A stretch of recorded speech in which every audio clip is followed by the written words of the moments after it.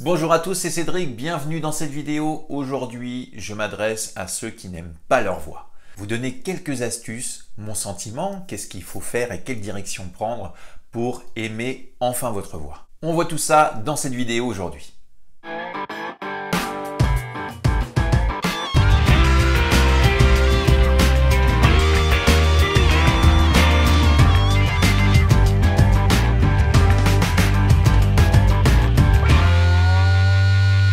Combien de fois j'ai pu entendre « je n'aime pas ma voix ». Moi j'aime pas ma voix, elle est trop criarde. Moi j'aime pas ma voix, elle est trop aiguë. Ma voix est trop grave. Ma voix n'est pas assez forte. Ma voix n'est pas chantante. Ma voix n'est pas envoûtante. Elle est pas... Enfin, j'ai pas les mots exacts, j'ai une toute petite voix. A contrario aussi, en plus petit nombre, des personnes qui ont un ego surdimensionné et qui adorent leur voix. On voit que tu m'as pas encore entendu chanter. Tu vois cette petite touche que j'apporte au quotidien dans ma voix?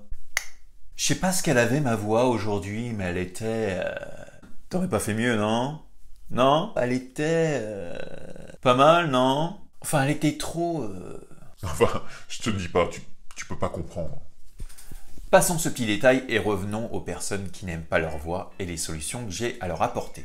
Alors, pourquoi on n'aime pas sa voix? Eh bien parce que c'est le reflet direct de votre personnalité. On ne peut rien cacher à une voix, c'est votre carte de visite. Grâce à elle, vous pouvez charmer, gronder, faire rêver d'autres personnes, motiver, manipuler, et j'en passe.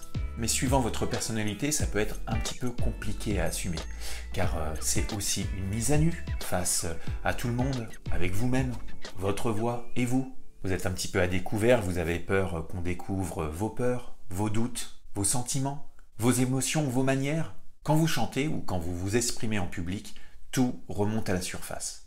Et toutes ces petites choses-là sont liées très souvent à la confiance et aussi à savoir si vous vous aimez ou pas. Donc première chose, aimer sa voix, c'est déjà se poser la question suivante. Est-ce que je m'aime en tant que personne? À réfléchir. Un autre point important, parce qu'il n'y a pas que la relation que l'on a avec soi-même, il y a aussi le fait qu'on n'a pas l'habitude de s'écouter. Ce que l'on entend, c'est déjà le retour de ce qui part de la bouche vers votre oreille, et le deuxième point aussi, c'est ce que vous entendez à l'intérieur de vous, c'est-à-dire que la manière que ça résonne à l'intérieur, dans vos os, etc.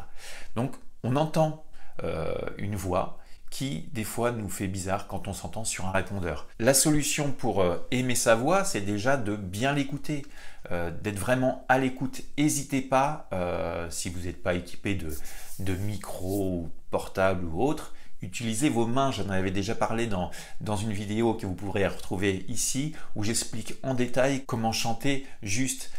Ça demande à travailler son oreille. Aimer sa voix, c'est aussi s'écouter davantage.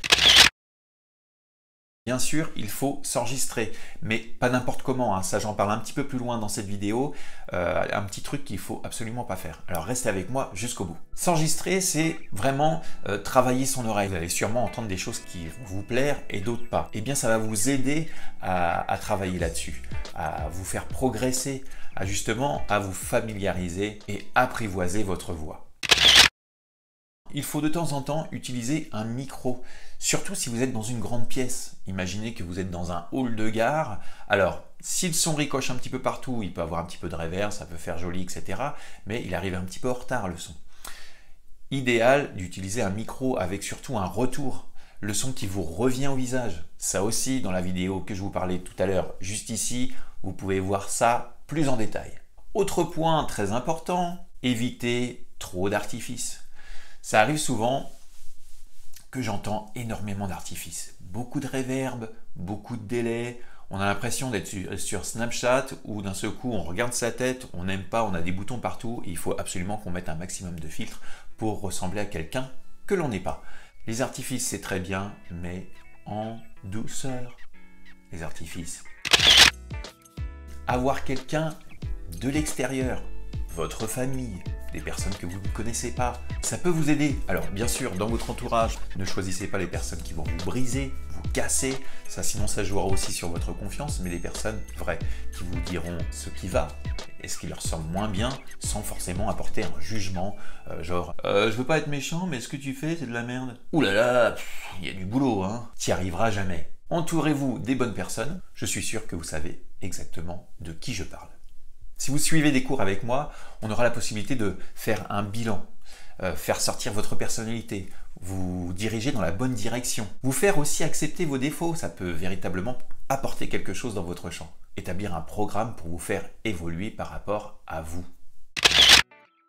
Donc tout à l'heure, je vous parlais d'une petite erreur à ne pas faire quand on s'enregistre justement, et ça vous évitera peut-être aussi de perdre la confiance que vous pouvez avoir en vous. Parce que ça arrive aussi, hein, il y a des personnes qui sont en confiance, on y va, ça y est, c'est parti, puis d'un seul coup, ils entendent leur voix, et ils se disent « Oh là là, c'est terminé, ça me plaît plus, j'arrête ». Ben, il faut pas ça. Il ne faut pas, surtout si vous êtes passionné et que vous aimez le chant. Alors, l'erreur qu'il ne faut surtout pas faire, c'est prendre votre portable, soit Apple, soit Samsung, ça, vous faites comme vous voulez, mais vous avez un dictaphone dessus. Un dictaphone. Et ça, je trouve que c'est le pire des enregistrements. Le pire des enregistrements. Prenez votre dictaphone et vous vous enregistrez. Et là, je peux vous dire que le résultat est totalement pourri. Comme si vous étiez en train d'enregistrer un message vocal sur votre répondeur. C'est très mauvais comme enregistrement. Et ça, c'est pas du tout le reflet de votre voix. Je peux vous l'assurer, vous pouvez faire le test, demander à quelqu'un, vous parlez devant lui en enregistrant dans le dictaphone ou vous chantez dans ce dictaphone, vous faites écouter à la personne et vous lui demanderez si c'est le même résultat de ce qu'il a entendu. Il vous dira certainement que c'est pas ça du tout. Pas du tout. Parce que la qualité de cette application, je ne sais pas, mais fait que le micro est totalement pourri. Donc, posez votre téléphone, mettez plutôt sur enregistrement, hein, comme si vous vouliez enregistrer une vidéo. Prenez un petit peu de distance et vous verrez que là, on est plus proche de la réalité. Autre point, petit bonus, si vous voulez vraiment avoir un bon rendu de votre voix, investissez dans un micro de qualité. Ça, j'en parlerai dans une autre vidéo. Est-ce qu'il faut mettre cher, pas trop cher? Tout dépend de l'objectif qu'on s'est fixé et du résultat qu'on veut obtenir. Prochainement, sur cette chaîne, arriveront d'autres choses. Comment travailler des vibes? Yeah!